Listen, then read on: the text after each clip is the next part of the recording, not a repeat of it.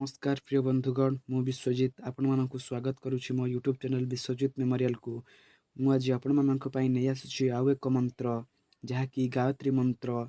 तो सर्वप्रथम चलंतु जानि नेबा एही गायत्री मंत्र जप करबा द्वारा हमको कोन लाभ होई थाए। तो हिंदू धर्मर प्रभावशाली और बहु शक्तिशाली मंत्र हेउछि एही गायत्री मंत्र। एही गायत्री मंत्र जप करबा द्वारा दुश्चिंता कुविचार दूर करिथाए एवं एही मंत्र जप कले मनरे सकारात्मक विचार शुद्ध एवं पवित्र विचार देइथाए।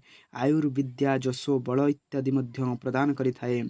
बाह्य शत्रुंकर शक्ति मध्य दूरे जाइथाए। एही गायत्री मंत्र वैज्ञानिक और धार्मिक रूप से अद्वितीय अटे। एही मंत्र जप करबा द्वारा चित्त एकाग्र होइथाए एवं सबुठार बड़ लाभ हेउछि आम आत्मा और मस्तिष्क को शांत करे। एवं एही गायत्री मंत्र जप करबा द्वारा आम शरीर में जो भाइब्रेशन होइथाए एहा द्वारा आम शरीर में थिबा 6टी बड़ रोग भल हो जाइथाए बा नियंत्रण होइथाए। एहा मु कहूनी वैज्ञानिक और डॉक्टर माने मध्य एहाकू परीक्षा कर सारिछंती। तो सही रोग गुड़िक हेउछि हृदरोग, फुसफुस जनित रोग, उच्च रक्तचाप, किडनी रोग, मानसिक रोग और यकृत रोग जनित रोग इत्यादि।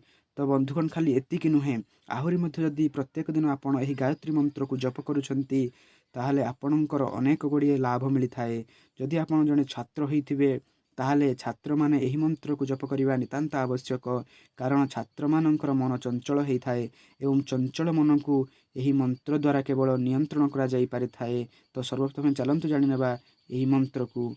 ओम भूर्भुवः स्वः तस्सवितुर्वरेण्यं भर्गो देवस्य धीमहि धियो यो न प्रचोदयात्।